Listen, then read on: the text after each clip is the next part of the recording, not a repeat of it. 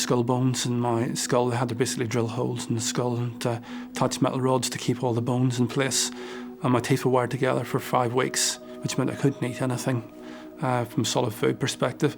I was in intensive care on a respirator for over a week, and that time was quite painful. And then the 4 weeks I spent then in a ward in the hospital, you know, the recovery was slow, but it was there, it was evident. Sharing the same ward as Stephen Ross was Jim Dixon, a man who'd suffered devastating injuries from the bomb. My bone cage at the back of my eyes disintegrated in my head. The roof of my mouth was blown out. Part of my jaw on the right side was missing. My tongue was partly paralysed. I couldn't eat. I had ribs broken, my hips were smashed, my pelvis broken 3 places, my leg badly smashed.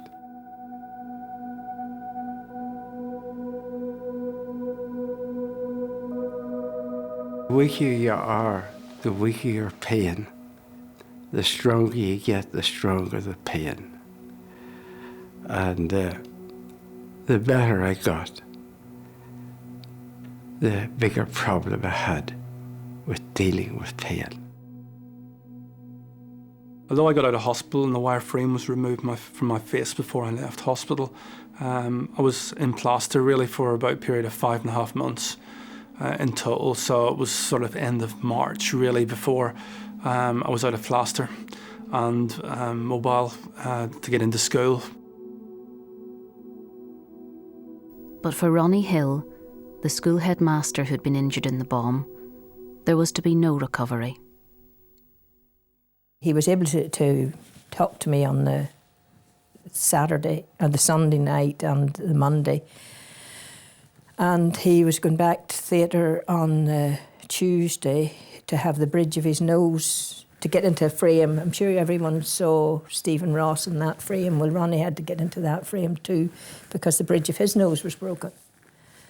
And he never gained consciousness after that. He went into a coma that night and he never came out of it again.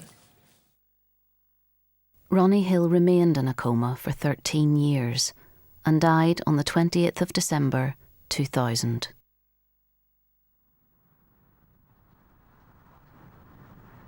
No one has ever been prosecuted for the Enniskillen bomb. The case now lies with the Historical Inquiries team.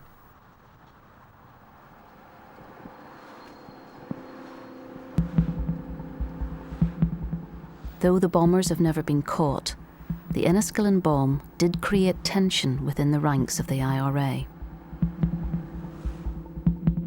There's no doubt that the Enniskillen bomb was a disastrous own goal for the IRA. They were an organisation that presented themselves as being a non-sectarian guerrilla army fighting against a military opponent.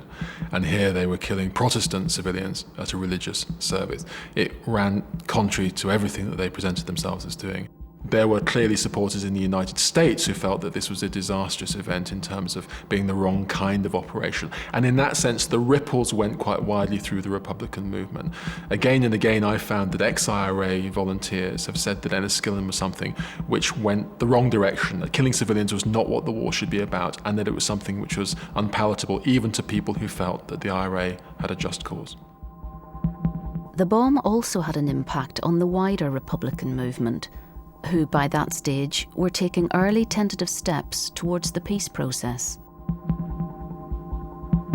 It certainly had political ramifications for them, and it took quite a long time to get back to the position where the significant position that they'd achieved at that particular time prior to the Enniskillen bomb. And it may be the seeds of the genesis of rethinking of the strategy probably arose out of that, maybe not consciously, but perhaps with a few other things. The nature of the Republican movement and the nature of our troubled past means that they're not going to turn history overnight.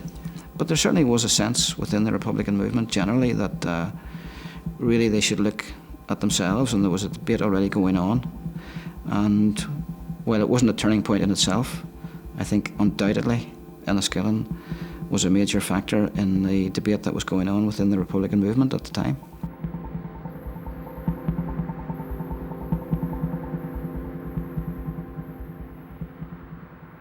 While it may not have been an immediate political turning point, others recognised a significant watershed had been reached in the course of the Troubles. It was emotionally a crossroads, there's no question about that. I'd hoped that politically and in terms of the conflict it would also be a crossroads, and but it wasn't as much as I would have liked it to have been. And I remember Dennis Murray doing a live interview from the memorial a few days afterwards, reflecting on this very theme, and with the wisdom of his experience and years, he was saying, whilst we hope that this might bring about change, it won't really. That this conflict will carry on until it finds its natural conclusion. 20 years on, those who were caught up in the events of Sunday the 8th of November 1987 continue to live with the legacy of the bomb. I felt when he died that he had accomplished his mission. He had given his time, his energy, his all he could give. Personally, I think that I could have done one of two things. I could have sat and reflected on what happened and felt sorry for myself and expected people to pity me for that and enjoyed the suffering that I went through. Or I could try and put it behind me and get on with life. I definitely did the latter. And I wasn't going to let anything like this hold me back, either from studies or from recovering or from just getting on with my life. And it was just important to try and put it behind me. Not that I don't think about it, not that it brings back bad memories, but I think if you sit and dwell on these things, you can develop sort of a morbid attitude toward it. And I say lots of older people have had to go through similar experiences in Northern Ireland.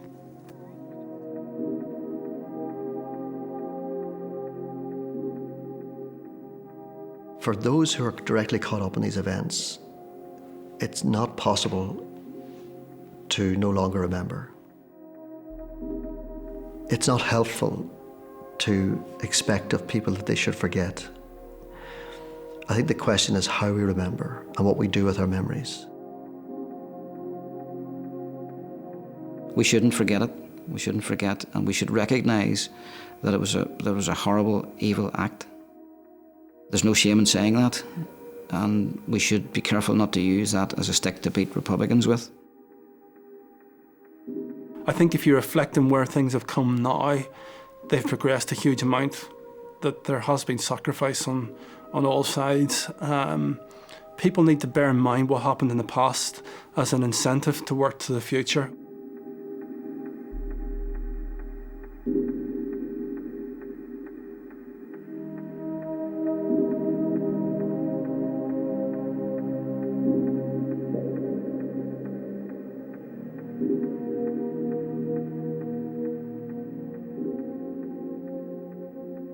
I had to grow up very quickly, and then I had to, as I say, have responsibility for different things, money things wise, you know.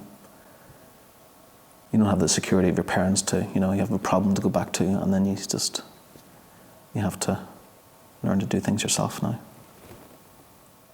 Yeah.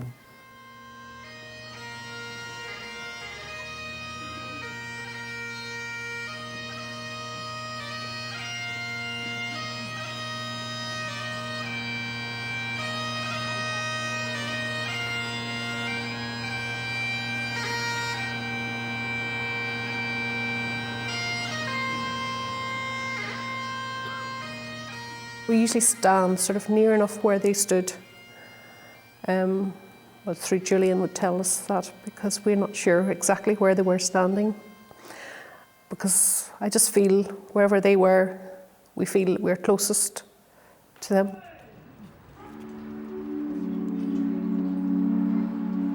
Personally, me speaking personally, I don't feel any bitterness or hatred against anyone in particular. I don't think bitterness is hatred, or hatred is the way forward, for me, because it only just eats you up. Enniskillen has shown itself to be capable of dealing with a terrible event in its history, and it lays down a reservoir of memory and of experience for the future, for this community. Beyond that, I think also the way in which the town coped with the tragedy